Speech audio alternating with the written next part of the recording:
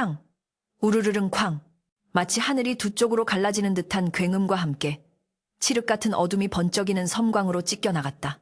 지리산 골짜기를 집어삼킬 듯 포효하는 비바람은 다 썩어가는 살인문을 부서져라 두들겨댔고 방 안의 호롱불마저 그 서슬에 놀라 파르르 떨며 위태로운 숨을 몰아쉬고 있었다. 산파.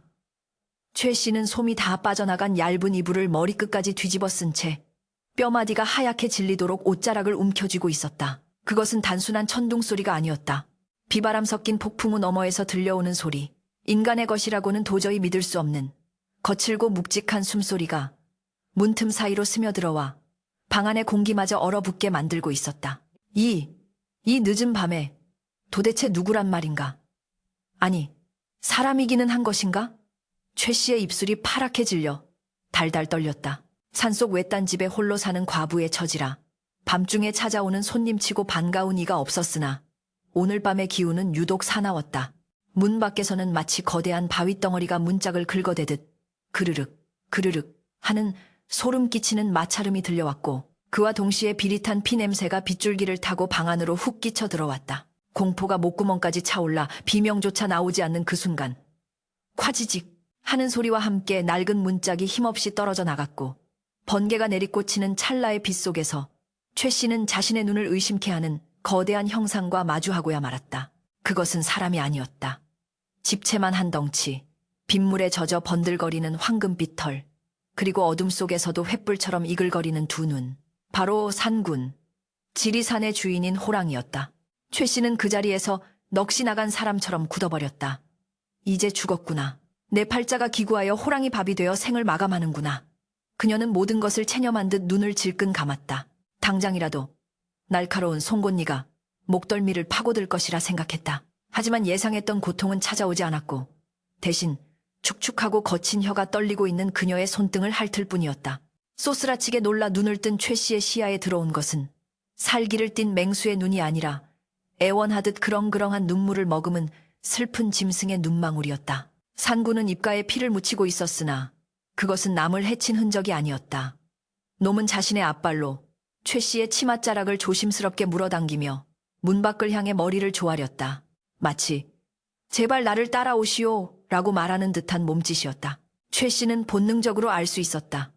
이 영물링우, 이 지금 자신을 잡아먹으러 온 것이 아니라 무언가 급박한 도움을 청하고 있다는 것을. 공포심은 여전했지만 그 눈빛에 서린 간절함이 산파로서 평생을 살아온 그녀의 마음 한구석을 묘하게 자극했다.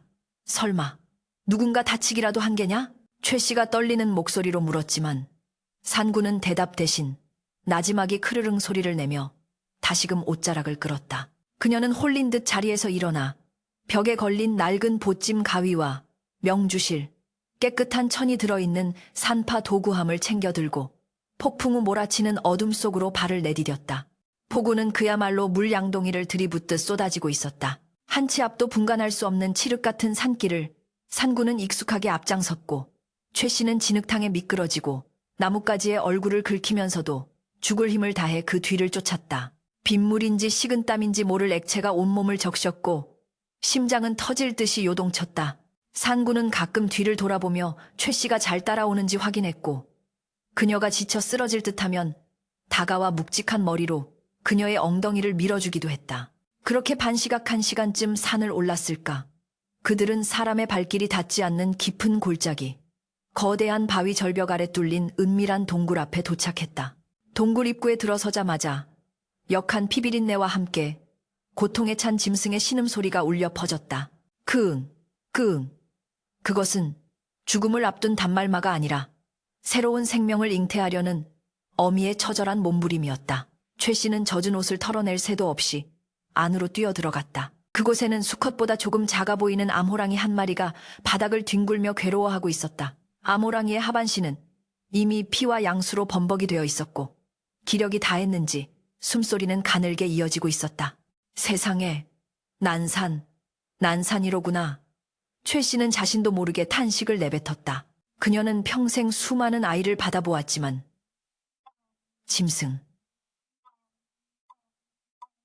그것도 산중의 왕이라 불리는 호랑이의 새끼를 받는 일은 상상조차 해본 적이 없었다. 그러나 눈앞에 생명이 꺼져가는 것을 보고만 있을 수는 없었다. 산파로서의 사명감이 두려움을 압도하는 순간이었다. 최 씨는 황급히 보찜을 풀고 주변에 널린 마른 낙엽을 긁어 모아 자리를 만들었다. 그리고 떨리는 손을 진정시키며 암호랑이의 곁으로 다가갔다. 수컷 호랑이는 동굴 입구를 지키며 불안한 듯 서성거렸지만 최 씨가 암컷에게 손을 대는 것을 막지 않았다. 오히려 그녀에게 모든 것을 맡긴다는 듯 묵묵히 등을 보이고 앉아 밖을 경계할 뿐이었다. 암호랑이는 최 씨가 다가오자 경계심에 으르렁거렸지만 최 씨는 부드러운 손길로 호랑이의 배를 쓰다듬으며 인간의 아이에게 하듯 다정하게 말을 건넸다. 괜찮다, 괜찮아. 내가 도와주마. 조금만 참아보려무나. 아가도 살고 너도 살아야지. 신기하게도 암호랑이는 최 씨의 목소리에 반응하듯 거친 숨을 조금씩 가라앉히며 그녀의 손길을 받아들였다. 상황은 생각보다 심각했다. 새끼의 머리가 나오지 않고 다리부터 걸려있는 역산익산이었다. 이대로 두면 어미와 새끼 모두 목숨을 잃을 것이 분명했다. 최 씨는 소매를 걷어붙이고 핏물이 흥건한 산도 안으로 손을 집어넣었다. 뜨겁고 미끈거리는 내벽이 손을 조여왔고 암호랑이는 고통에 못 이겨 비명을 질렀다. 조금만 더. 최 씨는 온몸의 기운을 손끝에 모아 새끼의 위치를 바로잡기 위해 안간힘을 썼다. 땀과 피가 뒤섞여 시야를 가렸지만 멈출 수 없었다. 밖에서는 천둥 소리가 여전히 요란하게 울려 퍼졌으나 최 씨의 귀에는 오직 자신의 거친 숨소리와 호랑이의 심장 박동 소리만이 들릴 뿐이었다. 그녀는 발로 땅을 단단히 지지하고 어미 호랑이의 수축에 맞춰 리듬을 타며 새끼를 돌려 세우기 시작했다. 자, 이제 힘을 주거라. 옳지. 말이 통할 리 없는 짐승이었지만 생명을 낳으려는 어미의 본능은 인간이나 짐승이나 다를 바가 없었다. 최 씨의 외침에 맞춰 암호랑이는 마지막 남은 힘을 짜내어 배에 힘을 주었고 최 씨는 그 순간을 놓치지 않고 새끼의 다리를 잡아당겼다. 마침내 막혔던 둑이 터지듯 묵직한 덩어리가 최 씨의 손을 타고 미끄러져 나왔다. 피막에 쌓인 축축한 생명체. 최 씨는 재빨리 새끼를 감싸고 있던 막을 찢고 입과 코에 묻은 양수를 닦아냈다. 그러나 갓 태어난 새끼 호랑이는 미동도 하지 않았다. 숨을 쉬지 않는 것이었다. 덜컥 겁이 난 최 씨는 새끼를 거꾸로 들어 엉덩이를 찰싹찰싹 때리며 소리쳤다. 아가야, 숨을 쉬어라. 어서. 곁에 있던 암호랑이가 힘겹게 고개를 들어 새끼를 핥으려 애썼다. 최 씨는 포기하지 않고 새끼의 가슴을 문지르고 입으로 숨을 불어넣었다. 일각이 여삼추 같은 긴장된 침묵이 동굴을 감돌았다. 입구를 지키던 수컷 호랑이도 어느새 다가와 걱정스러운 눈빛으로 그 광경을 지켜보고 있었다. 바로 그때였다. 가늘지만 분명한 울음소리가 동굴 안에 울려 퍼졌다. 죽은 줄 알았던 작은 생명이 마침내 첫 숨을 터뜨린 것이었다. 최 씨는 안도의 한숨을 내쉬며 털썩 주저앉고 말았다. 살았구나. 살았어. 장하다. 그녀는 갓 태어난 새끼를 어미 품에 안겨주었다. 암호랑이는 지친 기색이 역력했으나 눈빛만은 사랑으로 가득 차 자신의 새끼를 정성스럽게 핥기 시작했다. 거친 혀가 닿을 때마다 새끼는 꿈틀거리며 어미의 품으로 파고들었다. 그 경이로운 광경을 바라보던 최 씨의 눈에서도 하염없이 눈물이 흘러내렸다. 밤새 몰아치던 폭풍우도 어느새 잦아들고 동굴 밖으로는 희미하게 여명이 밝아오고 있었다. 최 씨는 피투성이가 된 자신의 손을 내려다보았다. 불과 몇 시각 전만 해도 호랑이에게 잡혀먹힐까 두려움에 떨었던 손이 지금은 산중의 왕의 대를 잇게 한 생명의 손이 되어 있었다. 긴장이 풀리자 온몸에 힘이 빠지며 극심한 피로가 몰려왔다. 최 씨가 젖은 옷 매무새를 다듬으며 일어서려 하자 수컷 호랑이가 그녀의 앞을 가로막았다. 이제 쓸모가 없으니 나를 해치려는 것인가? 찰나의 두려움이 다시 스쳐 지나갔지만 호랑이의 행동은 전혀 달랐다. 거대한 산구는 무릎을 꿇듯 앞다리를 굽히고 머리를 바닥에 조아렸다. 그것은 짐승이 인간에게 보이는 복종이 아니었다. 생명의 은인에게 표하는 왕으로서의 최고의 예우이자 감사였다. 호랑이의 깊고 푸른 눈동자가 최 씨를 응시했다. 그 눈빛 속에는 말로 표현할 수 없는 깊은 신뢰와 약속이 담겨 있었다. 최 씨는 떨리는 손을 들어 조심스럽게 호랑이의 콧등을 쓰다듬었다. 거친 털의 감촉 너머로 따뜻한 온기가 전해져 왔다. 부디 새끼 잘 키우고 건강하게 살 거라. 그녀의 말이 끝나기가 무섭게 호랑이는 다시 일어나 그녀에게 등을 내밀었다. 산을 내려가는 길은 험하니 자신의 등에 타라는 뜻이었다. 최 씨는 잠시 망설이다가 조심스럽게 호랑이의 등에 올라탔다. 태어나서 처음 느껴보는 거대하고 단단한 등이었다. 호랑이는 마치 깃털을 짊어진 듯 가볍게 몸을 일으켜 동굴 밖으로 나섰다. 비가 그친 지리산의 새벽 공기는 맑고 상쾌했다. 나뭇잎마다 맺힌 빗방울이 아침 햇살을 받아 영롱하게 빛나고 있었고 산안개가 피어오르는 숲길은 마치 신선이 사는 선계, 센제와도 같았다. 호랑이의 등에 업혀 산을 내려오는 최 씨의 마음속에는 지난밤의 공포는 사라지고 알 수 없는 벅찬 감동만이 가득 차올랐다. 그녀는 몰랐다. 오늘 밤 자신의 손끝에서 시작된 이 인연이 훗날 자신의 운명은 물론 대대손손 이어질 가문의 영광과 시련의 불씨가 될 줄은. 산구는 마을 어귀가 보일 때까지 그녀를 안전하게 태워다 주었고 최 씨가 땅에 발을 디디자 다시 한번 깊은 눈맞춤을 하고는 바람처럼 숲속으로 사라졌다. 집으로 돌아온 최 씨는 마당 한가운데에 놓인 낯선 물건을 발견하고 걸음을 멈췄다.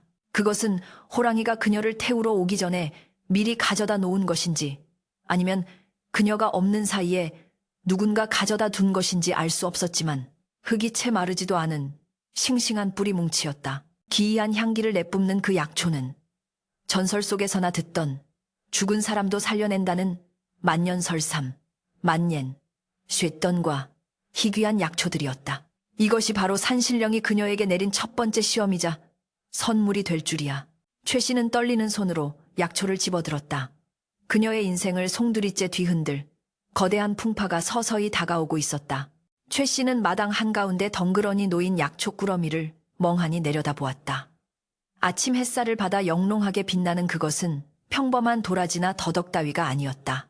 흙이 묻어 있음에도 불구하고 뿌리 주변으로 은은한 서기가 감돌고 있었으며 코끝을 스치는 향기만으로도 밤새 쌓인 피로가 씻은 듯이 사라지고 정신이 맑아지는 듯했다. 이것은 필시 산삼 중에서도 으뜸이라는 천종산삼, 텐종산준이 아니더냐. 게다가 이 붉은 열매가 달린 풀은 책에서조차 본 적 없는 영초링서로다. 최 씨는 떨리는 손으로 조심스럽게 약초를 들어 올렸다. 묵직한 무게감이 손끝에 전해졌다. 산군이 자신의 새끼를 받아준 보답으로 두고 간 것이 분명했다. 산짐승이 인간의 은혜를 잊지 않고 이토록 귀한 것을 선물했다는 사실에 가슴이 벅차오르면서도 한편으로는 두려움이 엄습했다. 분에 넘치는 복은 화를 부른다고 했던가. 최 씨는 이 귀한 물건이 혹여나 세상에 알려져 탐욕스러운 이들의 먹잇감이 될까 염려하여 서둘러 부엌 아궁이 깊숙한 곳 항아리에 약초를 숨기고 마른 지프로 덮어두었다. 하지만 운명은 그녀가 조용히 살도록 내버려 두지 않았다. 며칠 뒤 아랫마을에 사는 박노인이 밭을 갈다가 쓰러져 사경을 헤매고 있다는 소식이 들려왔다. 박노인은 평소 최 씨에게 쌀이며 뎃감을 챙겨주던 고마운 이웃이었다. 의원조차 고개를 저으며 준비를 하라고 했다는 말에 최 씨는 안타까움에 발을 동동 구르다 불현듯 아궁이 속에 약초를 떠올렸다. 사람 목숨이 중하지 아껴서 무엇하겠는가. 최 씨는 결단을 내린 듯 항아리에서 산삼의 잔뿌리 하나와 정체 모를 붉은 약초 잎사귀 몇 장을 떼어냈다. 약탕기에 물을 붓고 정성껏 다리자 집안 가득 기이하고도 향긋한 내음이 퍼져나갔다. 그 냄새는 마치 깊은 산속의 정기를 그대로 옮겨놓은 듯 청량하고도 신비로웠다. 최 씨는 탕약을 들고 한달음에 박 노인의 집으로 달려갔다. 노인의 방 안은 이미 죽음의 그림자가 짙게 드리워져 있었고 가족들은 흐느끼며 마지막을 준비하고 있었다. 최 씨는 가족들을 물리고 노인의 입을 벌려 탕약을 한 숟가락씩 조심스럽게 흘려 넣었다. 어르신, 정신 차리세요. 이 약 드시고 털고 일어나셔야지요. 처음에는 목구멍으로 넘어가는 것조차 힘겨워하던 노인이었으나 약물이 식도로 넘어가는 순간 기적 같은 일이 벌어졌다. 창백하다 못해 흑빛이던 노인의 얼굴에 서서히 붉은 혈색이 돌기 시작한 것이다. 거칠게 몰아쉬던 숨소리가 차분해지더니 이내 깊은 잠에 빠져들었다. 그리고 다음 날 아침 마을 사람들은 눈을 의심해야 했다. 송장이나 다름없던 박 노인이 자리를 털고 일어나 마당을 거닐고 있었기 때문이었다. 이게 무슨 조화란 말인가. 죽어가던 사람이 하룻밤 사이에 다시 태어나다니. 마을은 발칵 뒤집혔고 그 기적의 중심에 산파 최 씨가 있다는 소문은 삽시간에 퍼져나갔다. 소문은 발없는 말이 되어 천리를 갔다. 처음에는 마을 사람들 몇몇이 찾아와 알터니를 고쳐달라 사정하더니 이내 이웃 고을에서까지 병자들이 몰려들기 시작했다. 최 씨는 산군이 준 선물을 사리사욕을 채우는 데 쓸 수 없다며 돈을 받지 않고 오직 위급한 환자들에게만 조금씩 약을 나누어 주었다. 안진뱅이가 일어서고 눈먼 자가 눈을 뜨며 불치병에 걸린 아이가 뛰어노는 기적들이 연이어 일어났다. 사람들은 최 씨를 지리산의 의선이 센이라 부르며 칭송했고 그녀의 오두막 앞은 밤낮으로 문전성시를 이루었다. 그러나 빛이 강하면 그림자도 짙어지는 법. 최 씨의 명성은 결국 고을 현감의 귀에까지 들어가고 말았다. 이 고을의 현감 조 씨는 탐욕스럽기가 이리와 같고 성정이 포악하여 백성들의 고혈을 짜내는 것으로 악명이 높은 자였다. 그는 관아 안채에 앉아 기름진 고기를 뜯으며 이방의 보고를 듣고 있었다. 뭐라? 죽은 사람도 살리는 약을 가진 계집이 있다고. 조 현감의 찢어진 눈이 번들거렸다. 그의 관심은 백성의 안위가 아니라 오로지 자신의 무병장수와 그 약초가 가져다 줄 막대한 부귀 영화에 쏠려 있었다. 그 약초가 무엇인지 어디서 났는지 당장 알아오너라. 만약 그년이 순순히 내놓지 않는다면 무슨 수를 써서라도 빼앗아 와야 할 것이다. 현감의 명령에 이방은 비열한 웃음을 흘리며 졸아렸다. 다음 날 평화롭던 최 씨의 오두막에 관아의 포졸들이 들이닥쳤다. 여봐라. 죄인 최 씨를 포박하라. 영문을 몰라 당황하는 최 씨의 손목에 거친 오랏줄이 채워졌다. 환자들을 돌보느라 여념이 없던 그녀는 억울함을 호소했지만 포졸들은 들은 척도 하지 않고 집안을 샅샅이 뒤지기 시작했다. 그들은 세간살이를 닥치는 대로 부수고 장독대를 깨뜨리며 약초를 찾으려 혈안이 되어 있었다. 이 무슨 행패입니까? 제가 무슨 죄를 지었다고 이러시는 겁니까? 최 씨가 울부짖었지만 포졸 대장은 비릿한 웃음을 지으며 그녀의 뺨을 후려쳤다. 내년이 감히 나라에서 금지한 밀무역을 하고 산적들과 내통하여 귀한 약재를 훔쳤다는 첩보가 들어왔다. 관아에 가서 네 죄를 낱낱이 고해야 할 것이다. 그것은 말도 안 되는 누명이었다. 하지만 힘없는 백성이 관의 횡포에 맞설 방법은 없었다. 포졸들은 마침내 아궁이 속에 숨겨진 남은 약초 항아리를 찾아내고는 환호성을 질렀다. 찾았습니다. 여기 보십시오. 이 영롱한 자태를. 소문이 사실이었습니다. 약초를 빼앗긴 최 씨는 억장이 무너지는 듯했다. 그것은 단순한 약초가 아니라 산군과의 약속이자 신의의 증표였다. 그녀는 포졸들의 다리에 매달려 애원했다. 그것만은 안 됩니다. 그건 제 것이 아닙니다. 주인에게 돌려주어야 할 물건입니다. 그러나 포졸들은 그녀를 짐짝처럼 걷어차고는 질질 끌고 관아로 향했다. 관아 마당에는 이미 소문을 듣고 몰려온 백성들로 인산인해를 이루고 있었다. 그들은 최 씨가 잡혀오는 모습을 보고 웅성거리기 시작했다. 아니 의선께서 무슨 죄가 있다고 잡아가는가? 저 현감놈이 또 욕심을 부리는 게지. 백성들의 원성 섞인 목소리가 높아졌지만 창과 칼을 든 포졸들의 위세에 눌려 누구 하나 나서지 못했다. 최 씨는 형틀에 묶인 채 현감 앞에 무릎 꿇려졌다. 단상 위에 거만하게 앉아있는 조 현감은 압수해온 약초를 탐욕스러운 눈빛으로 훑어보며 입맛을 다셨다. 네, 인연. 듣자 하니 천안 삼파 주제에 신통한 의술을 부린다지. 이 귀한 물건은 필시 내년이 훔친 것이거나 요사스러운 술법으로 만든 것이 분명하다. 바른 대로 말하거라. 이 약초는 어디서 났으며 또 숨겨둔 것은 어디 있느냐. 현감의 목소리는 쩌렁쩌렁 울렸으나 그 속에는 비열함이 가득했다. 최 씨는 고개를 들어 현감을 똑바로 응시했다. 매질을 당해 입가가 터지고 머리는 산발이 되었지만 그녀의 눈빛만은 꺾이지 않았다. 사또 억울합니다. 그 약초는 훔친 것이 아니옵니다. 산신령께서 불쌍한 중생들을 구제하라고 내려주신 선물입니다. 소인은 그저 아픈 이들을 위해 썼을 뿐 사리사욕을 채운 적이 없습니다. 산신령? 허, 지나가던 개가 웃을 소리를 하는구나. 조현감은 코웃음을 치며 부채를 탁 접었다. 감히 관원 앞에서 요설을 늘어놓다니 내년이 매맛을 덜 본 모양이구나. 여봐라. 전연이 바른대로 불 때까지 매우 쳐라. 현감의 호령이 떨어지자 집행관들이 굵은 곤장을 들고 다가왔다. 딱, 딱, 살점이 터지고 뼈가 울리는 끔찍한 소리가 관아마당에 울려 퍼졌다. 최 씨는 입술을 깨물며 비명을 참아냈지만 가녀린 몸은 매질 한 번에 휘청거렸다. 10여 대를 맞았을까. 엉덩이와 허벅지는 피투성이가 되었고 의식은 점점 희미해져 갔다. 그러나 그녀는 끝까지 입을 열지 않았다. 산군과의 만남을 이야기해 보았자 믿어주지도 않을 뿐더러 혹여나 인간들의 탐욕이 산군에게까지 미칠까 두려웠기 때문이었다. 산군님, 제가 지킬 것입니다. 당신이 제게 보여주신 그 신의를 제 목숨을 바쳐서라도 지킬 것입니다. 최 씨는 흐려지는 시야 속에서도 이를 악물었다. 구경하던 백성들은 차마 눈뜨고 볼 수 없어 고개를 돌리거나 눈물을 훔쳤다. 어떤 노파는 땅을 치며 통곡했다. 아이고, 하늘도 무심하시지. 저 착한 사람을 저리 죽이려 드는가. 고문은 해가 질 때까지 계속되었다. 최 씨가 기절하여 축 늘어지자 조현감은 혀를 차며 손을 저었다. 독한 영 같으니라고. 오늘은 이만하고 옥에 가둬라. 내일 날이 밝는 대로 다시 문초할 것이다. 놈들이 훔친 약초가 더 있을 것이야.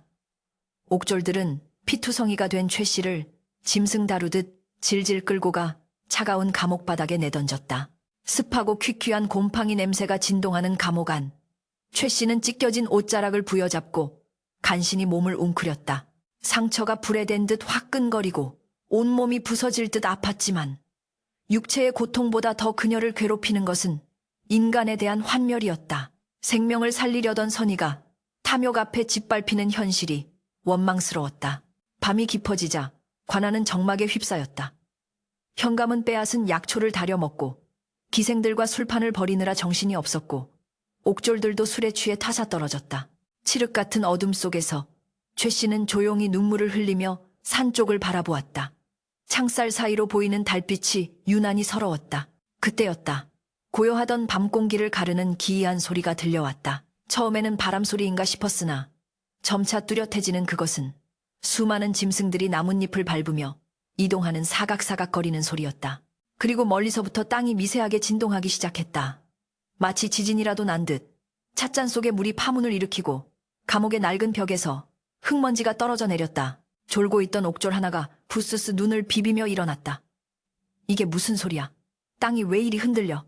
그가 투덜거리며 옥사 밖으로 고개를 내미는 순간 그의 눈앞에 펼쳐진 광경은 심장을 내게 하기에 충분했다. 관아를 둘러싼 담장 위, 지붕 위, 그리고 어둠이 깔린 마당 구석구석에서 수백 수천 개의 푸른 불꽃이 일렁이고 있었다.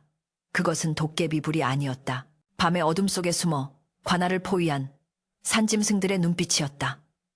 늑대, 곰, 멧돼지, 그리고 그 중심에 우뚝 서 있는 거대한 그림자. 산군이 돌아온 것이다.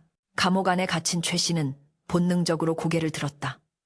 벽을 타고 전해지는 진동이 그녀의 심장 박동과 공명하고 있었다. 오셨군요. 약속을 잊지 않으셨군요. 최 씨의 메마른 입술 사이로 안도와 감격의 탄식이 흘러나왔다. 폭풍전야와도 같은 무거운 침묵이 깨지고 곧 들이닥칠 심판의 시간을 알리는 산군의 낮은 으르렁거림이 밤하늘을 진동시켰다. 관아관야의 밤은 광기로 물들어가고 있었다. 옥졸의 비명소리가 정적을 깨뜨린 직후 현감조 씨가 머물던 안채의 문이 벌컥 열리며 술 냄새와 고기 냄새가 진동하는 바람이 불어닥쳤다. 에이그, 이 오밤중에 도대체 무슨 난리란 말이냐? 내 흥을 깨는 놈은 목을 칠 것이야. 조현감은 비틀거리며 마루로 나섰다. 그의 얼굴은 뺏어온 산삼을 다려먹은 탓인지 아니면 과음한 탓인지 시뻘겋게 달아올라 터질 듯 부풀어 있었다. 그는 한 손에는 술병을, 다른 한 손에는 장검을 질질 끌며 마당으로 내려섰다. 이방이 사색이 되어 달려와 그의 바짓가랑이를 붙잡고 애원했다. 사또, 큰일 났습니다. 관아 밖을 보십시오. 산 짐승들이 관아를 애워싸고 있습니다요. 짐승? 이놈이 술을 처먹었나? 산짐승이 관아에 왜 내려와? 내 놈들이 보초를 서다 졸고 헛것을 본 게지. 현감은 이방을 발로 걷어차고는 비틀거리는 걸음으로 담장 쪽을 향해 걸어갔다. 그러나 몇 걸음 떼지 않아 그의 눈동자가 흔들리기 시작했다. 담장 너머 어둠 속에서 수백 수천 개의 푸른 안광앵광, 이 자신을 노려보고 있었기 때문이었다. 그것은 단순히 짐승들이 모여있는 수준이 아니었다. 숨막히는 살기, 가 관아 전체를 짓누르고 있었다. 마치 거대한 도만에 갇힌 쥐가 된 듯한 압박감. 그러나 조현감의 탐욕의 절은 뇌수는 공포를 분노로 치환해버렸다. 그는 오히려 광기 어린 웃음을 터뜨렸다. 으하하하. 이것 봐라. 짐승놈들이 제 발로 가죽을 상납하러 왔구나. 여봐라. 포수들을 깨워라. 활을 쏘고 창을 던져라. 저놈들을 잡아 가죽을 벗기고 고기는 술안주로 삼을 것이다. 명령은 떨어졌으나 병졸들은 감히 움직이지 못했다. 손발이 사시나무 떨듯 떨려 활시위를 당길 힘조차 없었기 때문이었다. 담장 위에 앉아있는 늑대들은 이빨을 드러낸 채 낮은 으르렁거림을 흘렸고 정문 밖에서는 거대한 멧돼지들이 땅을 파헤치며 돌진 준비를 하고 있었다. 그들의 눈빛은 본능에 충실한 짐승의 것이 아니라 마치 지휘관의 명령을 기다리는 잘 훈련된 군대의 병사들처럼 차분하고도 섬뜩했다. 그때 옥사 쪽에서 찢어지는 듯한 비명이 들려왔다. 사또! 죄인 최 씨가 주문을 외우고 있습니다. 옥졸이 기어나와 소리쳤다. 현감의 눈이 번뜩였다. 옳거니 저 계집이 요물이었구나. 전연이 사술세술 부려 짐승들을 불러들인 게야. 현감은 이성을 잃고 소리쳤다. 당장 그년을 끌어내라. 내 오늘 밤 저 요망한 년의 목을 베어 산신령이 아니라 염라대왕 앞에 바칠 것이다. 목을 베어 장대에 매달면 저 짐승놈들도 혼비백산하여 달아나겠지. 옥졸들은 두려움에 떨면서도 현감의 칼이 무서워 옥사로 달려갔다. 잠시 후 피투성이가 된 최 씨가 머리채를 잡힌 채 마당으로 끌려 나왔다. 그녀의 몰골은 처참했다. 옷은 갈기갈기 찢겨 살점이 드러났고 고문의 흔적으로 온몸이 멍투성이었다. 하지만 그녀의 눈빛만은 형형하게 빛나고 있었다. 최 씨는 자신을 둘러싼 푸른 안광들을 둘러보았다. 두려움은 없었다. 오히려 반가움과 미안함이 교차하는 눈빛이었다. 오셨군요. 저 때문에 저 하나 때문에 이리 험한 곳까지 내려오셨습니까? 그녀는 마음속으로 산군에게 말을 건넸다. 조현감은 형틀도 없이 맨바닥에 최 씨를 꿇어앉혔다. 그리고 직접 칼을 뽑아들고 그녀의 목을 겨누었다. 서늘한 칼날이 목덜미에 닿자 소름이 돋았지만 최 씨는 고개를 꼿꼿이 들었다. 이 어리석은 관리야. 내 놈의 탐욕이 결국 화를 불렀구나. 하늘이 무섭지도 않으냐. 그녀의 서슬퍼런 일갈에 현감은 잠시 움찔했으나 이내 얼굴을 일그러뜨리며 칼자루를 고쳐 잡았다. 닥쳐라. 내년이 죽으면 저 짐승들도 흩어질 것이다. 내년의 피로 내 술상을 씻어주마. 현감이 칼을 높이 치켜든 순간이었다. 크어어흥. 천지를 진동시키는 거대한 포효 소리가 관아의 담장을 넘어 고막을 찢을 듯 울려 퍼졌다. 그 소리는 단순한 울음소리가 아니었다. 대기의 흐름을 바꾸고 사람의 오장육부를 뒤흔드는 산신산신의 호령이었다. 현감의 손에서 힘이 빠지며 칼이 바닥으로 챙그랑 떨어졌다. 병졸들은 귀를 막고 바닥에 뒹굴었고 횃불마저 그 기세에 눌려 꺼질 듯 일렁거렸다. 모든 시선이 관아의 정문, 소슬대문 지붕 위로 향했다. 그곳에 달빛을 등지고 거대한 그림자가 서 있었다. 집채만 한 덩치, 황금빛과 검은 줄무늬가 어우러진 위험 있는 털, 그리고 이마에 선명하게 새겨진 왕왕. 자, 지리산의 주인, 산군이었다. 산군은 지붕 위에서 위압적인 눈으로 마당을 내려다보았다. 그의 시선이 칼을 떨어뜨리고 주저앉은 조현감에게 꽂혔다. 그 눈빛은 먹잇감을 보는 맹수의 것이 아니라 죄인을 심판하러 온 판관 원 눈빛이었다. 현감은 숨조차 쉴 수 없었다. 다리 사이로 뜨뜻한 액체가 흘러내리는 것도 느끼지 못할 만큼 극심한 공포가 그를 지배했다. 산군. 백성들 사이에서 전설로만 내려오던 산신령 호랑이를 직접 마주한 공포는 인간의 언어로 표현할 수 있는 것이 아니었다. 산군은 천천히, 아주 천천히 지붕에서 뛰어내려 마당 한가운데에 착지했다. 쿵 하는 소리와 함께 흙먼지가 피어올랐다. 놀랍게도 포악하기 그지없는 늑대와 멧돼지들이 산군의 길을 터주기 위해 좌우로 물러섰다. 산군은 병졸들이 겨누고 있는 창칼 따위는 안중에도 없다는 듯 유유히 최 씨가 묶여있는 곳으로 걸어갔다. 병졸들은 뒷걸음질 치다 엉덩방아를 매섰고 누구 하나 감히 앞을 막아설 엄두를 내지 못했다. 최 씨 앞에 다다른 산군은 거친 숨을 몰아쉬며 그녀의 상처투성이 얼굴을 핥았다. 까슬한 혀의 감촉에 최 씨는 참았던 눈물을 터뜨렸다. 산군님, 어찌하여 이리 위험한 곳까지. 산군은 낮은 소리로 그르릉거리며 그녀를 안심시켰다. 그리고는 고개를 돌려 바들바들 떨고 있는 조현감을 다시 노려보았다. 현감은 엉금엉금 기어서 뒤로 물러나려 했다. 저리 가라. 나는 이 고을의 현감이다. 나라의 녹을 먹는 관리란 말이다. 그는 허공에 대고 손을 휘저으며 헛소리를 질러댔지만 공포에 질린 목소리는 갈라져 쇳소리만 날 뿐이었다. 산군은 앞발로 바닥을 탁 내리쳤다. 그 소리에 현감은 자지러지며 비명을 질렀다. 산군은 당장이라도 현감의 목을 물어뜯을 수 있었지만 그러지 않았다. 대신 그는 입을 크게 벌려 현감의 코앞에서 다시 한번 포효했다. 콰아앙. 그 바람에 현감의 가시 날아가고 상투가 풀어헤쳐졌다. 현감은 그 자리에서 거품을 물고 기절해버렸다. 탐욕으로 가득 찼던 위세는 온데간데 없고 초라한 늙은이의 모습만이 남아있었다. 대장이 쓰러지자 이방과 포졸들은 무기를 버리고 땅바닥에 머리를 박고 살려달라 빌기 시작했다. 산신령님, 죽을 죄를 지었습니다. 살려만 주십시오. 관아마당은 순식간에 통곡과 비명, 그리고 짐승들의 거친 숨소리로 아수라장이 되었다. 하지만 이것은 끝이 아니었다. 최 씨가 풀려나지 않는 한 산군의 분노는 가라앉지 않을 기세였다. 산군은 엎드려 있는 이방을 앞발로 툭 쳤다. 그리고는 시선으로 최 씨를 묶고 있는 오랏줄을 가리켰다.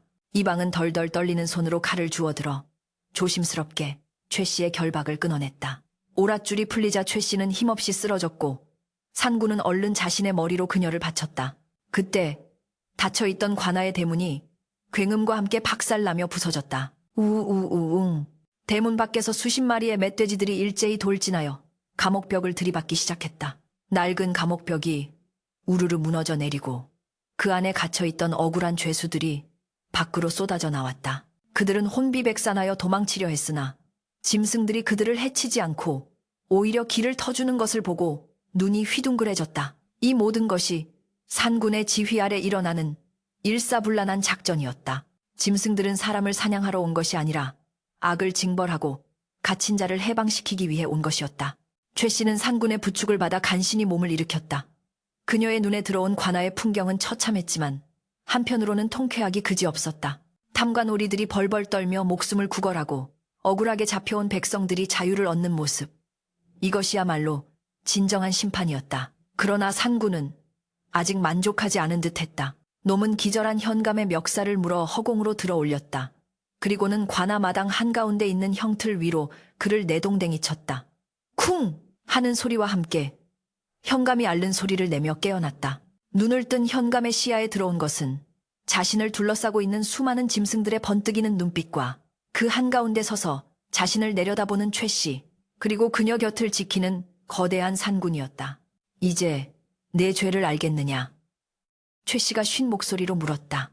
그것은 최 씨의 입을 통해 나오는 말이었으나 마치 산군이 묻는 것처럼 엄중하게 들렸다. 현감은 덜덜 떨며 대답조차 하지 못했다. 산군은 천천히 현감에게 다가가 그의 품속에 숨겨져 있던 아직 먹지 못한 남은 산삼뿌리를 낚아챘다. 그리고는 그것을 최 씨의 발치에 툭 던져놓았다. 원래의 주인에게 돌려준다는 의미였다. 현감은 그제야 깨달았다. 자신이 건드려서는 안 될 것을 건드렸음을, 단순히 힘없는 백성의 물건을 뺏은 것이 아니라 자연의 섭리와 신의 약속을 침범했음을 뼈저리게 느꼈다. 그때 멀리서 횃불을 든 무리가 관아 쪽으로 다가오는 소리가 들렸다. 소란을 듣고 잠에서 깬 마을 백성들이 몽둥이와 낫을 들고 달려오고 있었던 것이다. 그들은 담장 너머의 광경을 보고 입을 다물지 못했다. 호랑이와 늑대들이 관아를 점령하고 서슬퍼런 현감이 형틀에 처박혀 있는 모습. 백성들은 웅성거리기 시작했다. 산신령님이 노하셨다. 의선을 구하러 산군이 내려오셨어.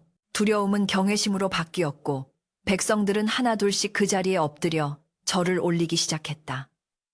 산군님 만세, 의선 만세. 산군은 그 소리를 들은 척도 하지 않고 오직 최 씨만을 바라보았다. 이제 이곳을 떠나야 할 시간이었다. 하지만 최 씨의 몸은 이미 만신창이가 되어 걸을 수조차 없었다. 산군은 다시 한번 등을 내밀었다. 최 씨는 눈물을 닦으며 비틀비틀 산군의 등에 올랐다. 가자. 집으로. 내 집으로. 그녀가 나지막이 속삭이자 산군은 긴 포효를 남기며 담장을 훌쩍 뛰어넘었다. 그 뒤를 이어 수많은 짐승들이 썰물처럼 관아를 빠져나갔다. 폭풍처럼 몰아쳤던 밤이 지나고 관아에는 처참하게 부서진 집기들과 넋이 나간 관리들, 그리고 전설 같은 이야기만이 남겨졌다. 산등성이 너머로 붉은 해가 떠오르고 있었고 최 씨를 태운 산군의 실루엣은 아침 햇살 속으로 신비롭게 사라져갔다. 그러나 이것이 끝이 아니었다. 관아에서의 치욕을 잊지 못한 조현감은 복수심에 불타 더 큰 군대를 부를 흉계를 꾸미고 있었으니 진정한 대결은 아직 남아 있었다. 치욕스러운 밤이 지나고 날이 밝았으나 고을의 공기는 여전히 무겁고 탁했다. 관아의 마당은 짐승들이 휩쓸고 지나간 흔적으로 폐허가 되어 있었고 찢어진 깃발만이 을씨년스럽게 펄럭이고 있었다. 그러나 가장 흉흉한 것은 현감조 씨의 눈빛이었다. 기절했다 깨어난 그는 공포심이 극에 달해 오히려 광기, 망치로 변해버린 상태였다. 그는 자신의 권위가 땅에 떨어진 것을 참을 수 없었다. 내 그놈들을 기필코 잡아 가죽을 벗겨 구천을 떠돌게 하리라. 조현감은 즉시 인근 고을의 포수들과 차코갑사, 호랑이 잡는 특수부대, 출신의 사냥꾼들까지 돈으로 매수하여 대규모 토벌대를 꾸렸다. 명분은 사람을 해치는 식인 호랑이와 그를 조종하는 요녀를 처단한다는 것이었으나 실상은 자신의 치부를 덮고 복수를 하기 위함이었다.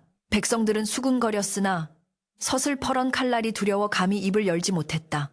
수십 명의 포수와 관군들이 창과 화승총 그리고 독을 바른 화살로 무장한 채 지리산으로 향했다. 그들의 손에는 횃불이 들려 있었고 입가에는 비릿한 살기가 감돌았다.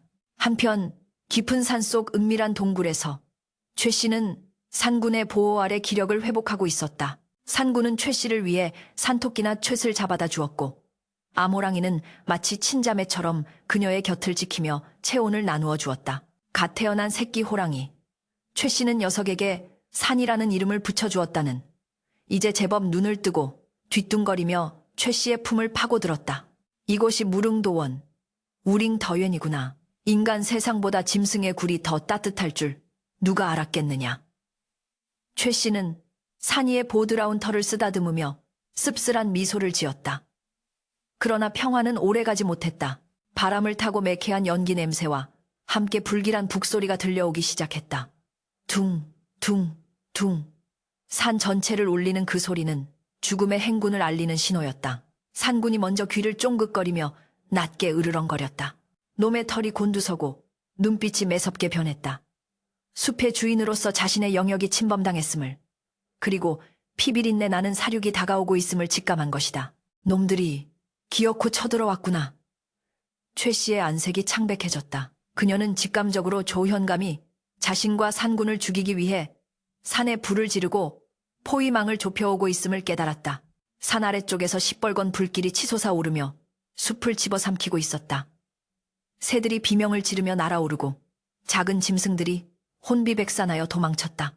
신성한 지리산이 인간의 탐욕으로 인해 불타고 있었다. 산군은 암호랑이와 새끼를 동굴 깊숙한 곳으로 밀어넣고는 최 씨를 향해 빨리 자신의 등에 타라는 신호를 보냈다. 그러나 최 씨는 고개를 저었다. 아니요, 산군님. 저들은 나를 노리고 온 것입니다. 내가 미끼가 되어 유인할 테니 산군님은 처자식을 데리고 피하십시오. 저 사악한 인간들은 불길도 마다하지 않을 것입니다. 하지만 산군은 요지부동이었다. 그는 맹수이기 이전에 은혜를 아는 영물이었다. 자신을 살려준 은인을 사지로 내몰고 혼자 도망치는 것은 산중 왕의 법도에 어긋나는 일이었다. 산군은 억지로 최 씨의 옷자락을 물어 자신의 등에 태웠다. 그리고는 불길이 치솟는 숲을 뚫고 인간들이 예상치 못한 험준한 절벽길, 망바위 쪽으로 질주하기 시작했다. 토벌대의 포위망은 집요했다. 조현감은 가마 위에서 꾀부채를 흔들며 고래고래 소리를 질렀다. 저쪽이다. 발자국이 저쪽으로 났다. 불을 질러라. 연기로 놈들을 질식시켜라. 매캐한 연기가 시야를 가리고 화살이 비오듯 쏟아졌다. 피우웅 퍽. 날카로운 화살 하나가 산군의 뒷다리를 스치고 지나갔다. 붉은 피가 튀었지만 산군은 신음소리 한 번 내지 않고 더욱 속도를 높였다. 최 씨는 산군의 목을 끌어안고 눈물을 흘렸다. 미안합니다. 정말 미안합니다. 그들은 깎아지른 듯한 절벽, 아래로는 천길 낭떠러지가 입을 벌리고 있는 망바위 끝에 몰렸다. 더 이상 갈 곳이 없었다. 뒤이어 헐레벌떡 쫓아온 조현감과 포수들이 그들을 반원형으로 에워쌌다. 현감은 도간에 든 쥐를 보는 고양이처럼 비열하게 웃었다. 으하하하, 꼴 좋구나. 천하의 산군도 내 손바닥 아니야. 자, 이제 순순히 가죽을 내놓거라. 그리고 저 요녀는 내 직접 목을 베어 본보기로 삼을 것이다. 산군은 최 씨를 등에서 내려놓고 그녀를 보호하듯 앞을 가로막고 섰다. 다리에서 피가 흘러내렸지만 그 위용은 조금도 줄어들지 않았다. 오히려 궁지에 몰린 맹수의 살기가 폭발하여 주변의 공기를 차갑게 얼어붙게 만들었다. 포수들은 총구를 겨누면서도 손을 떨었다. 감히 범접할 수 없는 기운. 그것은 죽음을 각오한 왕의 기백이었다. 조현감이 소리쳤다. 뭐 하고 있느냐? 쏴라! 저 짐승을 쏴 죽여라! 그때였다. 최 씨가 산군의 뒤에서 걸어 나왔다. 그녀는 헝클어진 머리카락 사이로 현감을 노려보았다. 멈추시오. 하늘이 두렵지 않소? 이 산은 신령님이 거처하는 곳이오. 당신의 탐욕 때문에 죄 없는 생명들이 죽어가고 있소. 닥쳐라. 내년이 죽어야 이 고을이 편안해진다. 현감은 직접 활을 들어 최 씨를 겨냥했다. 시위가 팽팽하게 당겨졌다. 그 찰나의 순간 산군이 하늘을 향해 마지막 포효를 내질렀다. 구오오오. 그 소리는 이전의 어떤 울음소리와도 달랐다. 그것은 단순한 소리가 아니라 지리산의 모든 산신과 정령들을 깨우는 절규였다. 그러자 믿을 수 없는 일이 벌어졌다. 맑았던 하늘에 갑자기 먹구름이 몰려들더니 마른 하늘에 날벼락이 떨어졌다. 콰르릉, 쾅, 번개가 현감의 바로 앞 땅바닥에 내리꽂혔다. 놀란 말들이 날뛰고 포수들은 혼비백산하여 바닥에 엎드렸다. 땅이 요동치며 바위들이 굴러떨어지기 시작했다. 산신, 산신, 이 노한 것이다. 갑작스러운 돌풍이 불어와 현감이 쏜 화살을 엉뚱한 곳으로 날려버렸다. 현감의 말은 공포에 질려 뒷발질을 했고 현감은 말에서 떨어져 바닥을 뒹굴었다. 이게 무슨... 현감이 흙투성이가 된 채 고개를 들었을 때 그의 눈앞에는 거대한 그림자가 덮쳐오고 있었다. 산군이었다. 산군은 단숨에 거리를 좁혀 현감의 코앞까지 다가왔다. 현감은 비명을 지르며 뒷걸음질 쳤다. 살려주시오. 내 재산을 다 주겠소. 제발 목숨만은. 비굴한 목숨 구걸이었다. 산군은 현감을 물어 죽이는 대신 그 거대한 앞발을 들어올려 현감의 가슴팍을 짓눌렀다. 하는 소리와 함께 현감의 갈비뼈가 으스러지는 소리가 났다. 산군은 인간의 언어를 할 수 없었으나 그 눈빛만은 명확히 말하고 있었다. 내 죄는 네가 만든 업보이다. 산군이 발을 떼자 공포와 고통에 몸부림치던 현감은 균형을 잃고 비틀거리다 뒤쪽에 낭떠러지로 발을 헛디디고 말았다. 으아악. 처절한 비명과 함께 탐욕의 화신조. 현감은 천길 낭떠러지 아래로 추락했다. 그의 몸은 까마득한 안개 속으로 사라졌고 잠시 후 둔탁한 소리만이 메아리쳐 올라왔다. 대장을 잃은 포수들과 관군들은 공포에 질려 무기를 버리고 도망치기 바빴다. 산신령님이 노하셨다. 도망쳐라. 순식간에 망바위 위에는 산군과 최 씨만이 남게 되었다. 하늘을 뒤덮었던 먹구름이 걷히고 다시 햇살이 비치기 시작했다. 산군은 절벽 끝에 서서 현감이 떨어진 곳을 잠시 내려다보더니 긴 숨을 내쉬었다. 그것은 복수의 끝을 알리는 안도의 숨결이었다. 최 씨는 다친 산군의 다리로 다가가 찢어진 치맛자락을 찢어 지혈을 했다. 고생하셨습니다. 이제 다 끝났습니다. 하지만 시련은 완전히 끝난 것이 아니었다. 현감은 사라졌지만 관아의 행정은 마비되었고 마을은 혼란에 빠져 있었다. 그때 산 아래쪽에서 또 다른 무리가 올라오는 것이 보였다. 도망친 포수들이 아니었다.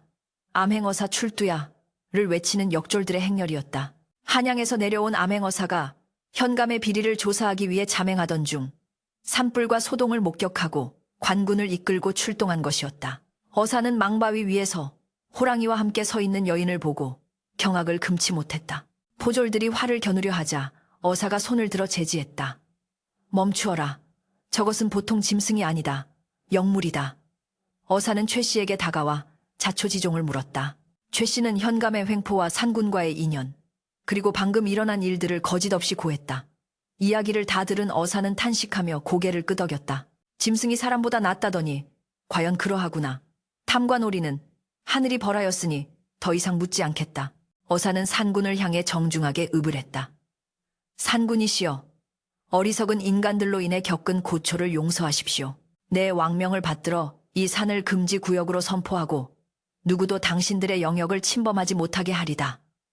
산군은 어사의 말을 알아들은 듯 고개를 한번 끄덕이고는 최 씨를 바라보았다. 이제는 헤어져야 할 시간이었다. 최 씨는 산군의 목을 껴안고 흐느꼈다.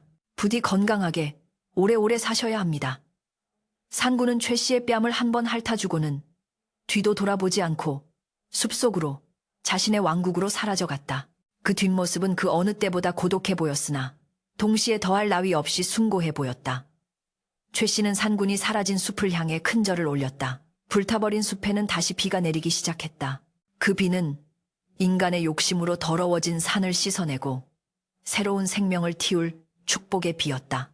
폭풍우가 휩쓸고 간 지리산 자락에도 어김없이 평화는 찾아왔다. 조현감이 낭떠러지 아래로 사라진 뒤 고을에는 새로운 현감이 부임하였다. 그는 성품이 온화하고 백성을 사랑하는 청렴한 관리였기에 최 씨의 억울함은 눈 녹듯 씻겨 내려갔고 관아에 압수되었던 남은 약초들도 모두 그녀의 품으로 돌아왔다. 불길에 휩싸였던 숲은 계절이 몇 번 바뀌자 언제 그랬냐는 듯 푸른 새순을 틔워내었고 검게 그을렸던 나무둥치 사이로 이름 모를 들꽃들이 만발하여 생명의 강인함을 노래하였다. 최 씨는 다시 본연의 삶으로 돌아갔다. 허물어진 오두막을 마을 사람들이 십시일반으로 힘을 모아 번듯한 기와집으로 고쳐주었으나 그녀는 사양하고 여전히 소박한 초가에서 지내기를 고집했다. 산이 내려다 보이는 이곳이 내 집이요. 화려한 기와집은 내 분수에 맞지 않습니다. 그녀는 산군, 산준이 주었던 만년 설삼과 영약들을 항아리에 담아 소중히 보관하며 오직 위중한 병자들, 돈이 없어 의원을 찾지 못하는 가난한 이들을 위해서만 뚜껑을 열었다. 그녀의 집 문턱은 밤낮으로 다를 새가 없었고 사람들은 그녀를 호랑이 할머니라 부르며 살아있는 부처로 공경하였다. 세월은 유수려 씨와 같아 어느덧 십수년의 시간이 흘렀다. 검은 머리 팥불이 되도록 늙어간 최 씨의 얼굴에는 훈장 같은 주름이 깊게 패였고 허리는 굽어 지팡이 없이는 거동이 불편해졌다. 그러나 그녀의 눈빛만은 여전히 맑고 깊었으며 손끝에서 뿜어져 나오는 인술의 기운은 쇠하지 않았다. 그녀는 슬하에 자식이 없었으나 10여 년 전 역병으로 부모를 잃은 고아 남매를 거두어 친자식처럼 키웠다.